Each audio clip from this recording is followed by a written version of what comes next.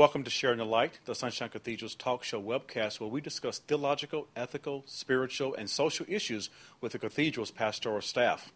Sunshine Cathedral is a metropolitan community church affiliated with the Center for Progressive Christianity. We're located in Fort Lauderdale, Florida. Now, we hope you will enjoy this episode of Sharing the Light. Hello, I am Reverend Robert Griffin, and I'm here with Reverend Elder Nancy Wilson, who is the moderator of the Metropolitan Community Churches.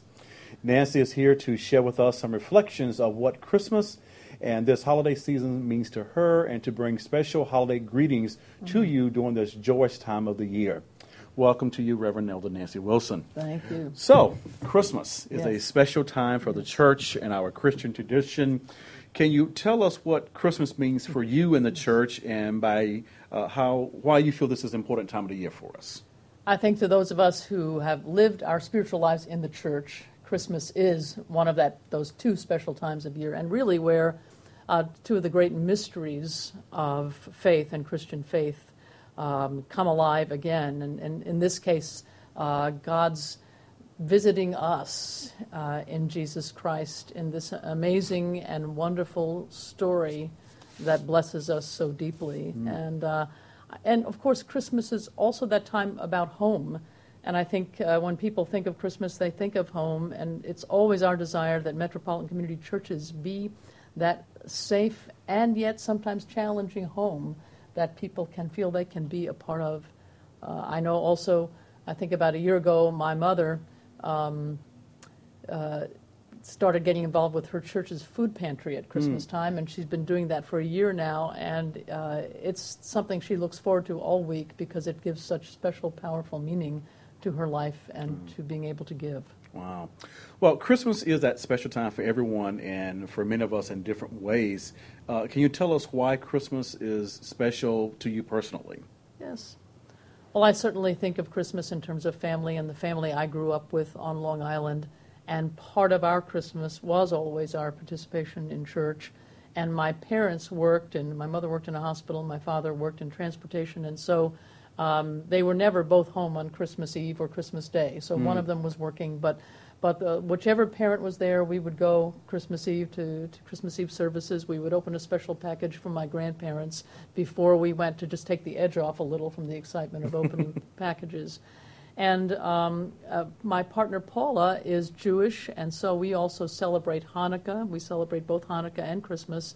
And because Christmas is always such a busy time for anyone who's a clergy person, especially when you're pastoring a church, we started a tradition of having our Christmas about 2 weeks before Christmas. And we would go out to lunch and do a little shopping, maybe buy each other a gift, and then act surprised.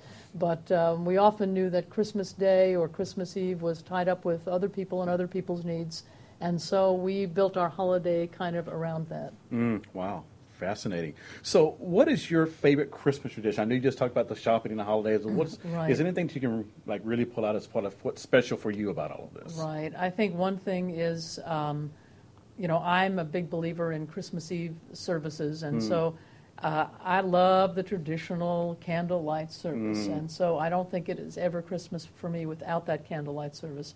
But I also find that the day or two before Christmas, it's always been important for me, whether I was pastoring a church or whatever, to take time to do something special, to visit someone in the hospital or hospice, or to do something in the way of a surprise or something extra in terms of reaching out and being part of the community. You've been pastoring for a long time and now moderated for several years. Is there any one thing that stands out from any of your visits, or maybe to churches on Christmas Eve, or when you were pastoring, that stands out as being a special moment for you? Yeah, I tell this in the book I wrote, Our Tribe, which was visiting a young man who was in his 20s dying of AIDS in a hospice on Christmas Eve. And remembering this young man who's only about 23 or 24 years old, his name was Michael, and I remember sitting by his bedside, and as we were talking, he was barely able to talk.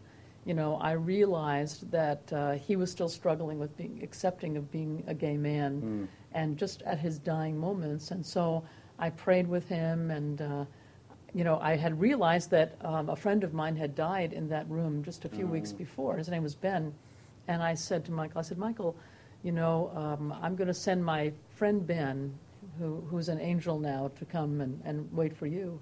And he said, send him. And I'll never forget that it's that moment, just hearing or knowing that there was someone who kind of gone before him who was gay and accepted and loved by God. And I remember going to Christmas Eve services that night and then getting a phone call when I got home that Michael had died. Wow. And thinking about Ben and who he was, and thinking about him greeting Michael that Christmas Eve was always a very powerful and reassuring that sometimes it's even those last minutes that people can find reassurance and hope and love. Wow. That even got me a little teary-eyed there. Thanks, Nancy. Wow, very touching. Yeah. But as we also know, Christmas is also a wonderful time for gratitude, Yes. being thankful for things Yes. throughout the year. And what is one of the, maybe you have many other things that you're thankful, but maybe just you can articulate from your travels and visits something that you're grateful for. Yes. I'm thankful that even in this year of tremendous financial challenges all over the globe, and we all know, because it's affected our churches in different ways all over the world, that good things are happening and that ministry is happening in our churches, even when we may not have all the staff or budget or resources we need. But I had the opportunity to dedicate 2 new MCC church buildings this year, and I know that even in the midst of what we're going through, we have enormous blessings to know that our churches in small and large places all over the world are this season reaching out and doing great things for God. It's just, I'm so grateful for the perseverance and for the dedication and faithfulness of small churches and large churches all over the globe.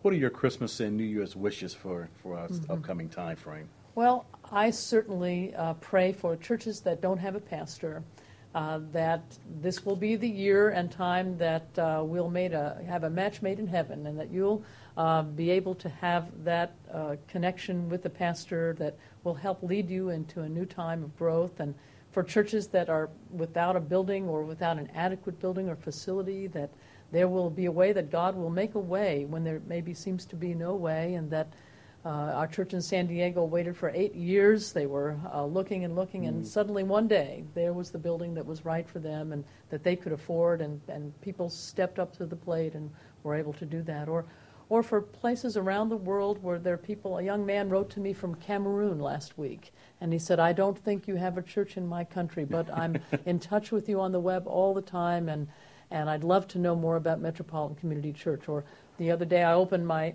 email, and there was an email from Rwanda with a photograph of a pastor and Pastor Alexander and his wife, who was HIV positive, and that's how they came to know about MCC. And there they were standing with a sign that said, MCC, Metropolitan Community Church of Kigali, tearing down walls, building up hope.